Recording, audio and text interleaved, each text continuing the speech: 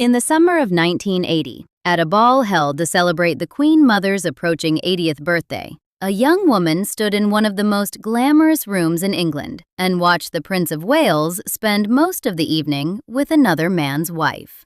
Her name was Anna Wallace. She was clever, she was beautiful, and in the circling world of royal watchers and Fleet Street correspondents, she had been treated as the woman most likely to become the next Princess of Wales. She moved in the right circles, came from the right background, and had the kind of presence that made people take notice. But as she watched Charles that night, and then again at another ball in the same season, she arrived at a conclusion the press wasn't publishing, the palace wasn't admitting, and the public hadn't been given the evidence to reach on its own. She left. Author Tina Brown, in the Palace Papers published in 2022, places the decisive rupture on a hot night in June 1980 during a string of summer balls, framing it as Camilla Parker Bowles routing Anna Wallace for Charles's attention. The phrasing is telling. Not that Charles chose Camilla over Anna, but that Camilla won, as if the outcome had been inevitable, and the only question was whether Anna would notice in time. She did. She was the only woman in that entire sequence, the long, dispiriting parade of courtships that filled Charles's bachelor years, who left before the institution could build the cage around her. This is the story of what Anna Wallace saw, what she understood, and why that makes her the most consequential woman in the pre-Diana royal story that almost no one has told properly. To understand why her exit was an act of agency rather than a heartbreak, you need to understand who Anna Wallace was before the prince entered her story. She was the daughter of Hamish Wallace, a Scottish landowner, and she moved in the hunting and country house social circles that overlapped naturally with the royal family's own world. That world had its own hierarchies, its own codes, and its own unambiguous sense of who mattered. Anna was unambiguously someone. By 1985, a Vanity Fair profile of the Charles and Diana era would describe her as a dangerous version of Lady Diana, tall, blonde. The nickname her social set had given her, Whiplash Wallace, tells you most of what you need to know about how the people around her experienced her. The Daily Express attributed it to her hunting skills and her fiery personality. This wasn't a woman who sanded down her opinions for other people's comfort. The aristocratic hunting world she moved in had decided to admire her for it rather than manage her. She came to Charles's attention by late 1979. The book Diana, Story of a Princess, places the formal attachment from November of that year. She was in her mid-20s. He was 31, increasingly under pressure from the palace, from the press, and from his father, Prince Philip, to stop what Philip had taken to calling playing the field and commit to someone. The heir to the throne needed an heir of his own, and the clock, everyone agreed, had been ticking for years. In royal watching circles, Anna was considered a serious prospect. She attended Broadlands, Lord Mountbatten's Hampshire estate, which Charles used as a private retreat, and which carried the weight of genuine intimacy in his life. She wasn't a casual dinner companion in a rotating series. Biographer Ingrid Seward, in a quote attributed to her directly, described Charles as having been obsessed with Anna Wallace, and noted that after the summer's events, he couldn't understand why she walked out on him. That bafflement is the most important detail in this entire story. A man who watched Camilla Parker Bowles for most of 2 consecutive formal events while his girlfriend stood elsewhere in the room, and who then couldn't understand why she left, was a man with a foundational blind spot about what he was communicating. It wasn't that Charles was deliberately cruel. It was that, in his internal accounting, Camilla had always been there and would always be there, and the women who passed through his life were expected to find a way to live alongside that reality. The expectation was so deep, he may not have experienced it as an expectation at all. Anna Wallace found a different way. The problem with understanding Charles's courtship of Anna Wallace is that you can't extract it from Camilla Parker Bowles. The two women's stories are threaded together at the structural level, not just the biographical one. Charles had met Camilla Shand in the early 1970s, at a polo match in 1970, according to some accounts, or in 1971, according to Giles Brandreth. They were together for months before Charles departed for naval duty. In his absence, Camilla accepted a proposal from Andrew Parker Bowles, a man with a long prior history with her, whose family connections to the royal family ran deep. Andrew Parker Bowles's parents had been friends of the Queen Mother. He had served as a page to her. Camilla married Andrew Parker Bowles in July 1973. Charles was at sea.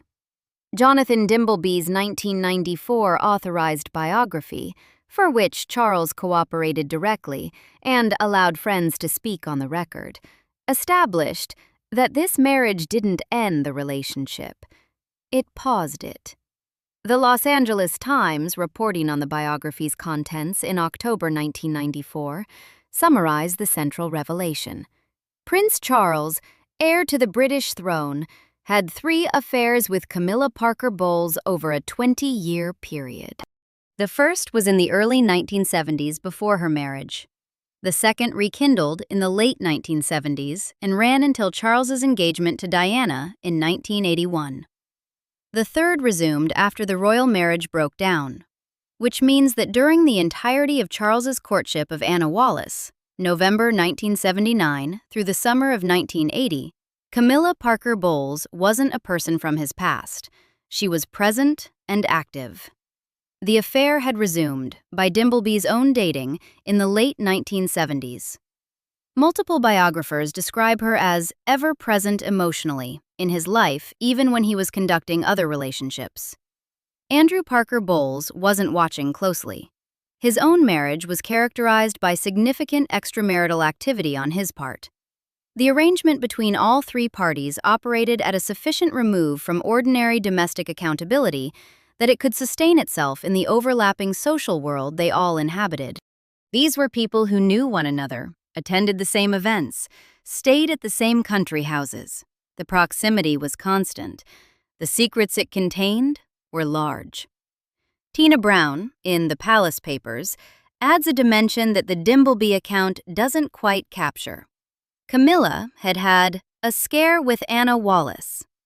Brown's framing implies that Anna registered as a genuine threat, that Camilla was watching the Wallace courtship with something like concern, and that the summer balls of 1980 were, in Brown's reading, the moment Camilla reclaimed what she considered her position.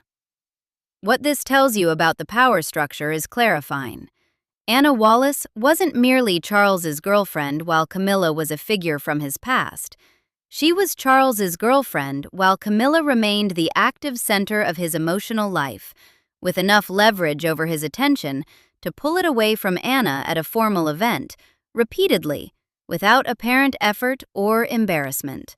Anna had to watch that conducted in public, at occasions where she was his guest. The British media's handling of Charles's romantic life during this period was a study in institutional deference. The tabloids that would, within a decade, become the most aggressive royal story operation in journalism were, in 1979 and 1980, operating under an informal understanding with the palace that certain territory was simply not explored. The terms of this understanding were never formally codified. They didn't need to be.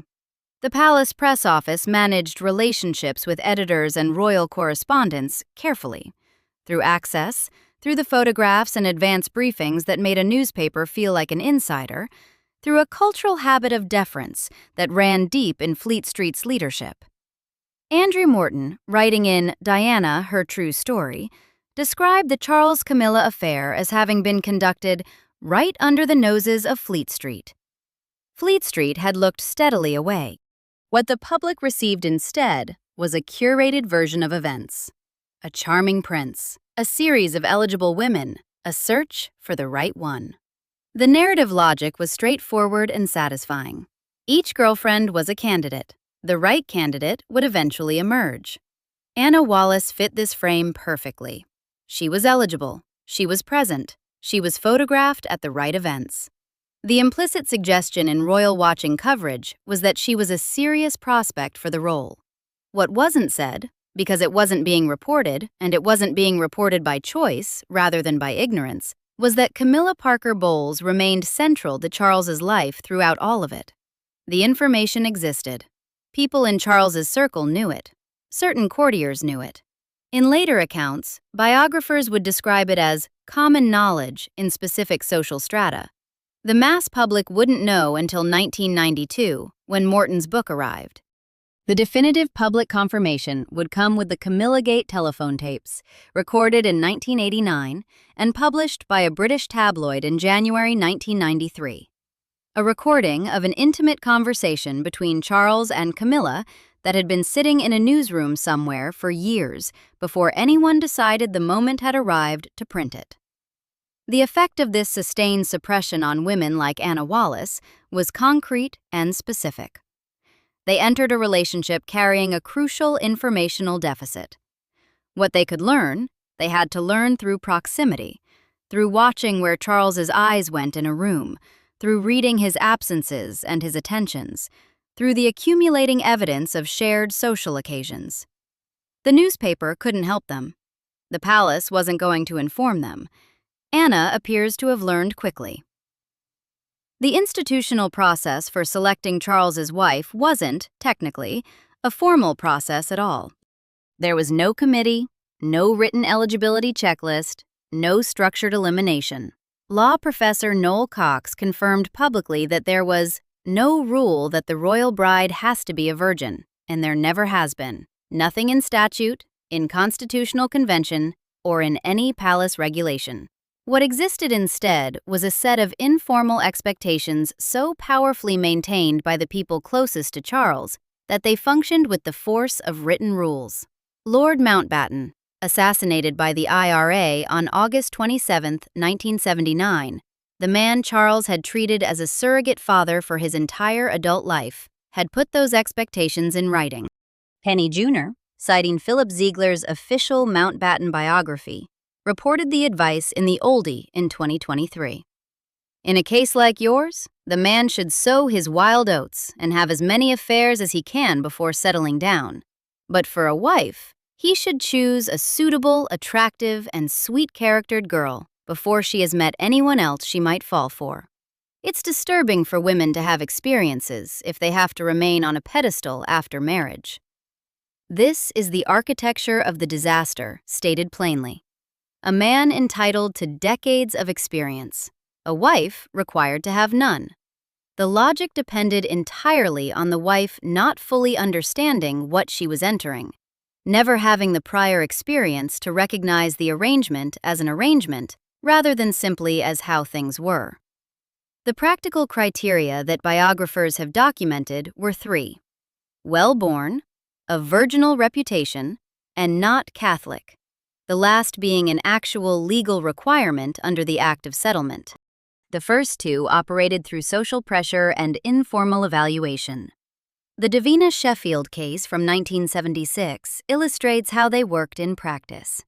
Sheffield had been romantically involved with Charles, and by most accounts they were genuinely attached. Then a tabloid reporter located her former boyfriend and published details of their prior relationship. Sheffield's prospects effectively ended. A woman with a visible romantic history wasn't a suitable candidate. The expectation of a clean slate operated with the force of law, even without the formality of one. By 1980, Charles's options had been progressively narrowed by these criteria, combined with the near impossibility of women surviving the press siege that attended any serious courtship. Lady Jane Wellesley had exited, reportedly telling a journalist, "Do you honestly believe I want to be queen?" Lady Sarah Spencer, Diana's older sister, had ended her brief 1977 courtship partly by talking about it to the press. Amanda Knatchbull, Mountbatten's granddaughter and the person Mountbatten himself had hoped Charles would marry, had turned down a proposal in the aftermath of the August 1979 bombing that killed her grandfather, her paternal grandmother, and her youngest brother. She couldn't face what entering the royal family fully would cost her. Charles was 31, had missed his own self-imposed deadline for marriage, and was being actively pressured by Prince Philip to act. Anna Wallace was the serious option in front of him. The institution's retrospective assessment of her is preserved in that 1985 Vanity Fair framing. Courtiers preferred Diana Spencer to another fiery number like Anna Wallace. The phrase is institutional shorthand.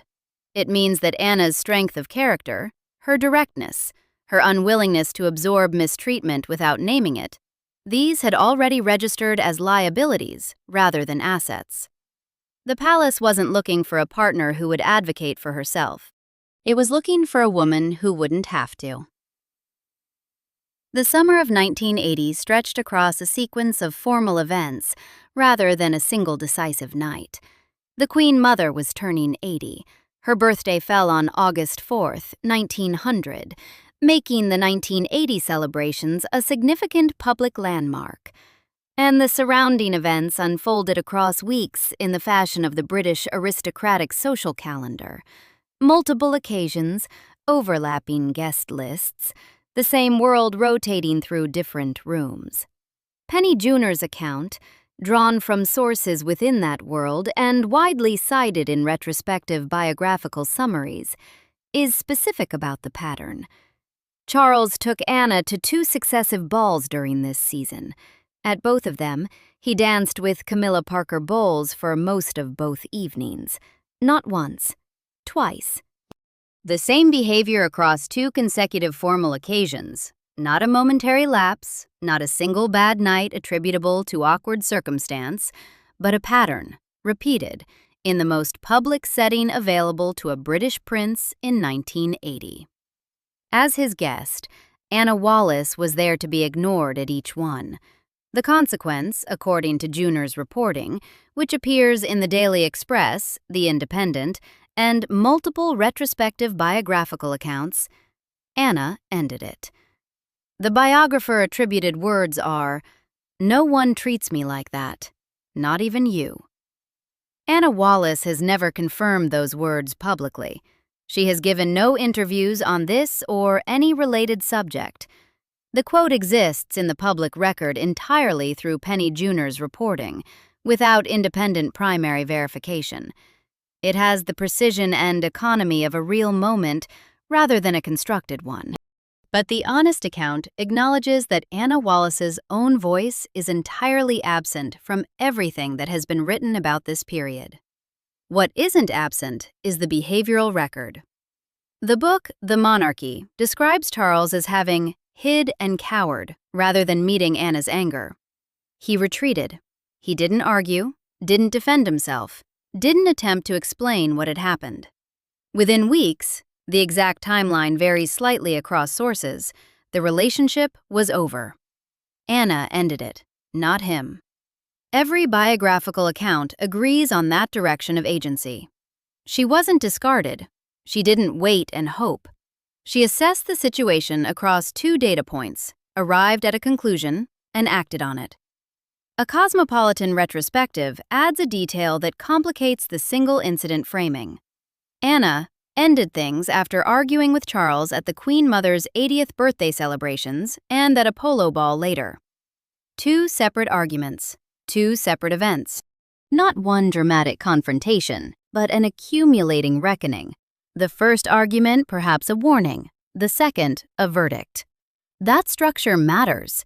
This wasn't an impulsive exit. It was the measured response of someone who gave a second chance, watched the same behavior, and understood that the behavior wasn't incidental, but structural. What happened after Anna walked away is where the institutional story becomes most legible. Nobody argued with her. Nobody attempted to manage the situation. No courtier dispatched to smooth things over. No back-channel communication arrived suggesting that Charles had reflected and things would be different. The palace took no apparent interest in reversing what had happened. She walked, and they let her walk, and they moved on. The silence wasn't accidental. A woman who had spent 2 consecutive formal events watching her boyfriend orbit Camilla Parker Bowles and responding by naming what she'd seen and removing herself was, from the institutional perspective, precisely the wrong candidate for what they needed. She had diagnosed the arrangement. She had refused it. She had the self-knowledge to understand what the life on offer actually looked like at close range, and the self-respect to decide it wasn't worth it. Those were disqualifying qualities. The 1985 Vanity Fair framing, courtiers preferring Diana to another fiery number like Anna Wallace, captures the institutional relief that attended her departure. They weren't looking for a woman who would stand in a ballroom and accurately read what was happening in it. They were looking for a woman who wouldn't, or couldn't. A woman who knows her own worth and says so isn't the kind of woman that arrangement was designed to keep. In July 1980, weeks after Anna Wallace's exit, Diana Spencer was sitting beside Charles on a bale of hay at a friend's barbecue. She was 19, he was 31. She told him she had watched Lord Mountbatten's funeral on television the previous year and had thought about how lonely he must have felt, that he had looked as though he needed someone to look after him. Penny Junor, describing this moment for History Extra, wrote that this was exactly what Charles needed to hear. He was in a fragile state after Mountbatten's death. He had just been turned down by Amanda Knatchbull. He had just been walked out on by Anna Wallace, who had seen through him with an uncomfortable clarity he clearly hadn't anticipated. And here was Diana Spencer, saying precisely the right thing at precisely the right moment, with the complete sincerity of someone who had absolutely no idea what she was walking toward. Charles began to think of her seriously as a potential bride, in Dimbleby's words. In August 1980, Charles invited Diana onto the royal yacht Britannia for Cows Week. By November, the press had found her. Photographers camped outside her London flat, following her everywhere, making it functionally impossible to quietly withdraw, even if she'd wanted to. On February 6, 1981, he proposed. The engagement was announced February 24th. Diana had met Charles only 13 times before the engagement, by her own later account. Most of those meetings had not been alone. There was simply not enough time, not enough access, not enough unmediated observation for her to arrive at the kind of assessment Anna Wallace had made across 2 evenings in a ballroom. The machinery of the wedding, the dress, the cathedral, the 750 million television viewers, didn't leave room for considered retrospection. By the time Diana fully understood the shape of the life she'd entered, she was inside it. The photographs of Camilla kept turning up in unexpected places. On the honeymoon, she found pictures of Camilla in Charles's diary. 2 weeks before the wedding, she had reportedly discovered in Charles's office a bracelet he'd commissioned for Camilla, inscribed with the initials for their private nicknames for one another. In June 1994, Jonathan Dimbleby sat with Charles for an authorized documentary that aired on ITV. When asked whether he had been faithful and honorable to Diana, Charles replied, "Yes, absolutely."